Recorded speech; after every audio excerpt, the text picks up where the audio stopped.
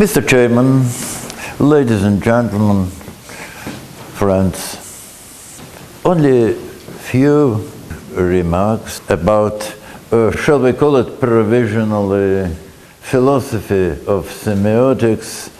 And when I use the term phenomenology, it is again for convention's sake. I'm not going to talk about history of semiotics as history of any branch of science. It is utterly boring. So let me start with something which I find essential. Still, two words about, as it were, theoretical history of semiotics. I remember that even at the heyday, early triumphs of semiotics, there were complaints of the type, oh, that's okay, but where is its theory on the application? It was applied to literature, to poetry, even to history, with its historiographical consequences, to card games, to dinner rituals. Extremely interesting, very lively. But the problem of underlying theory still was lurking somewhere in the corners, not yet manifested. And it is not manifested even now. Why was it so? Because the beginning of semiotics coincided with absolute domination in the world of science, of humanitarian science, absolute domination of the idea of binarism. Everything is binary. We are living in the world of binary oppositions. We are living in the world of binary differentials. We are living in the world of binarism. And when the first attempts of broader applications of semiotics began in Paris, in Moscow, in Tartu, even in Chicago, it became quite evident that I'm terribly sorry that I must say we, because I, for my sins, participated in it personally, yes. Still, few words about possible theoretical foundations, a bare binarism in semiotics as well as in theoretical physics. Some physicists told me never was enough for a real theory. It is too poor. It is in the end, and now it is quite evident, too boring to continue into the third and then into the fourth millennium with binarism. Enough is enough. But I am returning to the idea of theory. Ladies and gentlemen, believe me, for heaven's sake, theory is not something you can extract from your pocket. Theory is not something that you can easily appropriate or even imitate. And that mania of application destroyed some invaluable possibilities of creating the theory. But the most difficult thing about theory, you cannot extract it from your pocket, from your hat, from your mouth, even from your brain, yes, is that a real theory can appear only as the result of very long reflection and self-reflection. That is what I mean when I use the term reflection.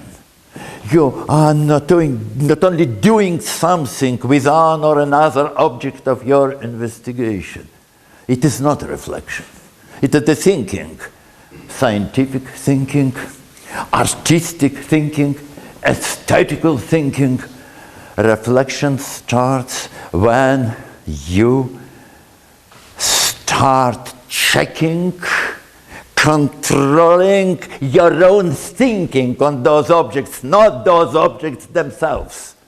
And without that reflexive thinking on what you are thinking, on what you are doing, on what you are talking about, that, shall we say, objectless thinking, concentrated on your thinking, only such a thinking, the culture of such a thinking can result in a kind of theory.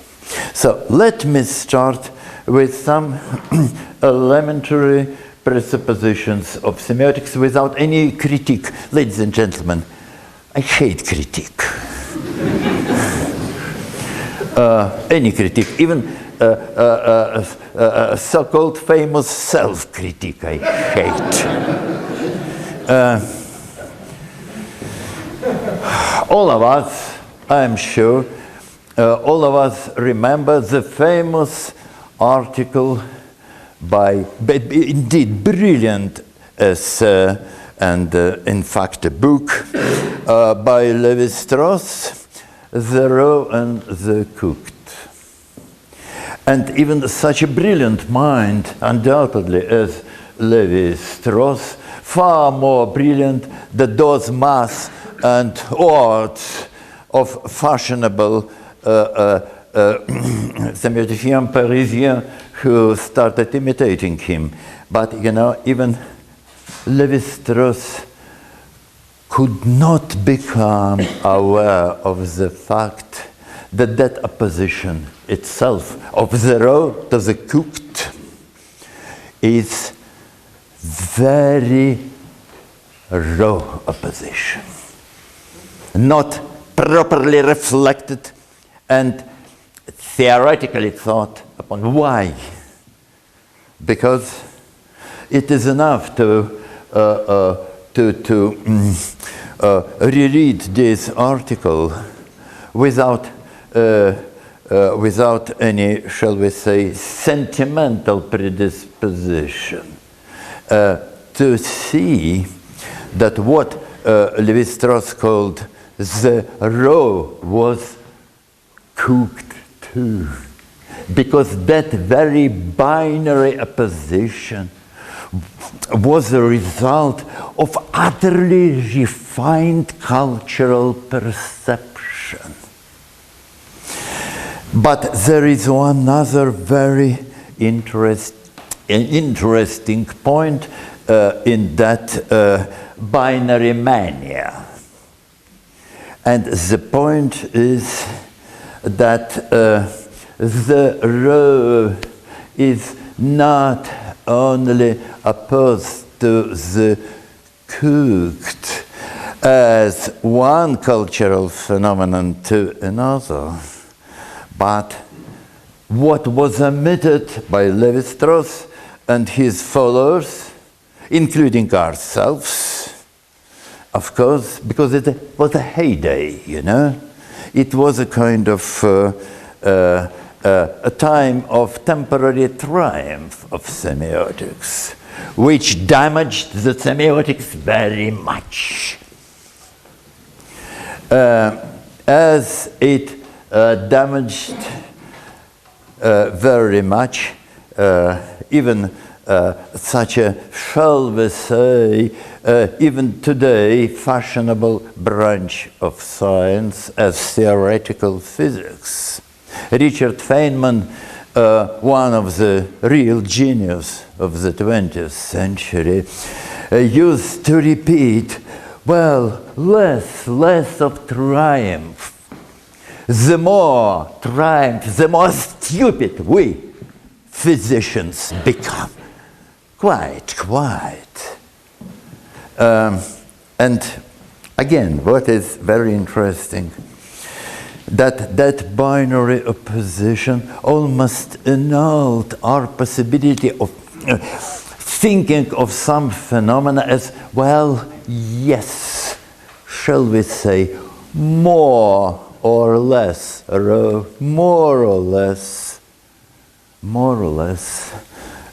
cooked, milder, softer, more thought, less self-assurance, less optimism, more carefulness. And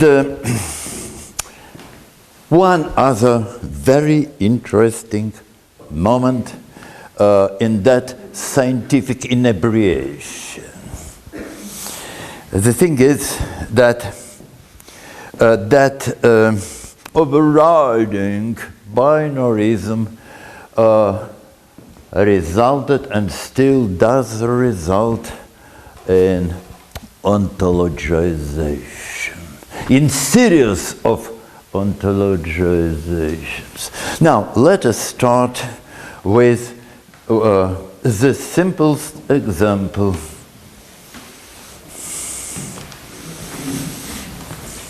Culture.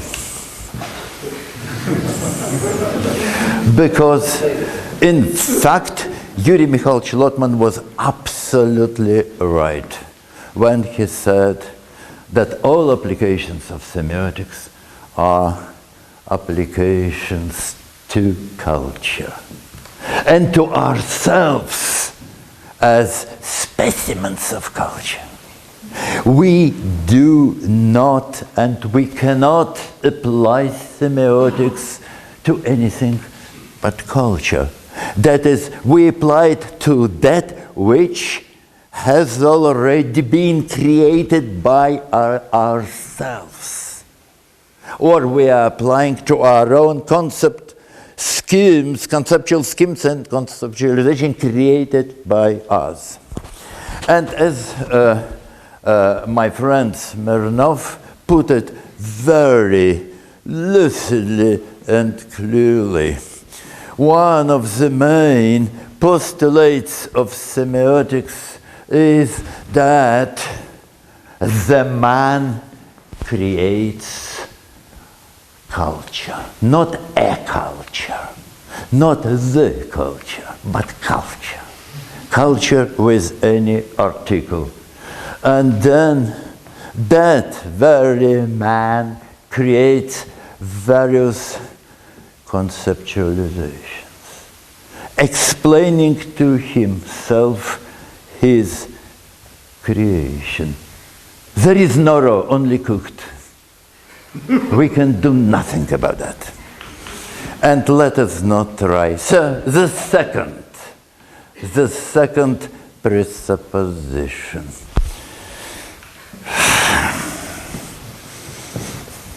Sign.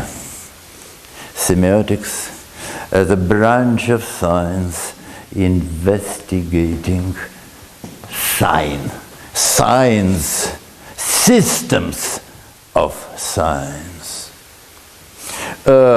Various ways of organizing science in systems, and culture itself is presented in semiotics as a kind of gigantic combination of science together with users of science, together with all ways and instruments of using the science in one way or another. I think that universality of semiotics has at its foundation the idea of sign. But what is the first field, the first sphere where signs are realized are manifested, are investigated, are generalized, and become aware of signs. And so we are coming to the third, shall we say, ontological entity without which no semiotics is possible. The entity which in fact becomes the most important. The idea of text as universal. Culture, sign, and text. Everything in one way or another is culture. Culture is thought of in terms of signs. Wherever there is culture, there are signs. Starting with our own brain mechanisms. Forget about brain, please. It's a sheer fantasy. Okay. Anyway, but let us come to the third idea of text. So, culture, of course, is always a kind of combination of texts, variety of texts, a mass of texts. Text is given to us as a kind of artificial tool with which and by which culture is presented to our eyes, to our minds. And that is why the very term text began to be used universally. Text of everything. Text of culture, text of politics, poetical text, text of human behavior, text of ritual, text of everything. But, ladies and gentlemen, each and every universal category is very dubious philosophically for the simple reason that it is universal. Real science can deal only with that which is a result of a certain kind of differentiation or discrimination. So, text was at the beginning something concrete and specific. But we ended up with ideas like text of thinking, text of imagination. And if text can be text of anything, as a scientific notion, it must be entirely thrown out and forgotten, because it has already lost its specific and concrete meaning. And it is here that we may remember old Hegel. I do not like him, but nevertheless, he was quite a philosopher. And he used to say, I know I am the most abstract philosopher in the universe, but real thinking can be only concrete. And the most abstract notion becomes meaningful. I'm finishing to quote Hegel, meaningful only when it appropriates, when it acquires some absolutely concrete features and parameters. Now, what, in my opinion, in fact, what unites semiotics with phenomenology? You know, the main thing in phenomenology is, of course, that it presents the universe as universe of objects, of phenomena, which exist only in its actual or possible reduction to some most essential points which cannot be given to us phenomenally. But that is so because phenomenology, in fact, was created by Kant, and is one of the varieties, probably one of the most fruitful variety of neo-Kantianism. But returning to semiotics, is there such a phenomenon? I am returning to three main, I would call it almost ontological or strongly ontologized entities of semiotics, of possible semiotical theory: sign, culture, and text. But is a sign a phenomenon? Definitely not, ladies and gentlemen.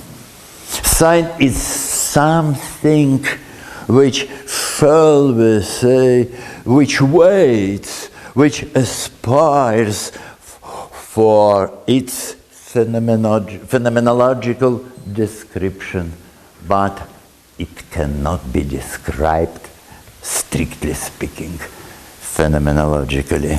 We may only glimpse on some still remote possibilities. And the first theoretical possibility I see as a kind of attempt to establish side by side with sign one other absolutely necessary idea. I'm very sorry, how much time is left for me? 5 minutes, yes? 5 minutes, thank you very much. Sign, as I think of it, cannot exist without that which is not sign or non-sign. It is absolutely necessary complementation, without which no semiotical theory can be created in future. I remember as some 30 years ago, I wrote one article. Even today I like it. It was, I must say, moderately stupid, but still I adhere to it in some of its points when I say, well, what if imagine that each and every object, from the point of view of semiotics, has such a quality, such a property as signness?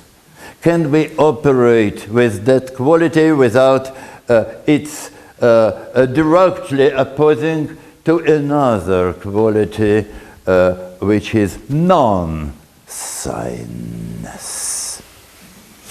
And even today, I think it is impossible. I think that, shall we say, the first ontological premise of a possible theory may be construed and constructed something like, well, of course, we see that signness, but there are a lot of objects possessing of non-signness too, which means that we cannot see them. And that, shall we say, unseeingness of something in the objects we are trying to investigate, subspecies semiotica is a kind of absolutely prerequisite. So, the same with text. Text, in my opinion, in a purely phenomenologically speaking, must be de-universalized. If everything is text, then it is uninteresting. Then we do not know what we are investigating. So we have to single out a special category of cultural objects, which may be, for convention's sake, called non-texts, and which cannot be converted even in our boldest imagination into texts without some series of very complicated operations, which in my, as far as I know, has not been formulated. And finally, again returning to culture. Culture is, in my opinion, one of the most dubious concepts of semiotics. Again, for the same reason. That's what I started with, quoting Lévi-Strauss. Culture has become, again, universal, particularly due to new, absolutely stupid fashion, like global culture. Yes, one American scientist, a complete idiot, of course, you understand it, says cosmic culture. Yes. But it is not a mere stupidity, it is a catastrophic lack of reflection. To study, to investigate, to experiment, yes, but never to reflect. And so we are finding ourselves in a new prison of cultural concepts and of cultural ontologizations. Ladies and gentlemen, my little, very little paper now is by no means a warning. I'm deadly optimistic character. Yes?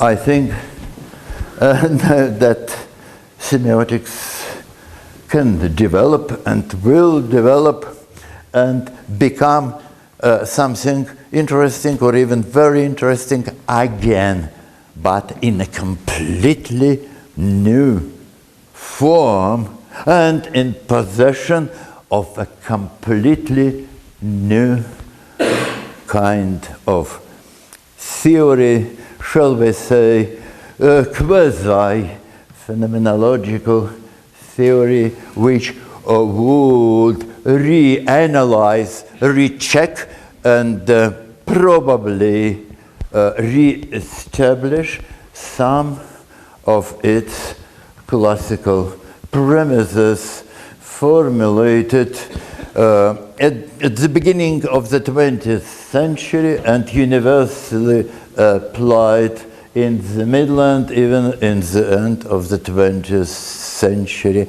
Thank you very much for your patience, ladies and gentlemen.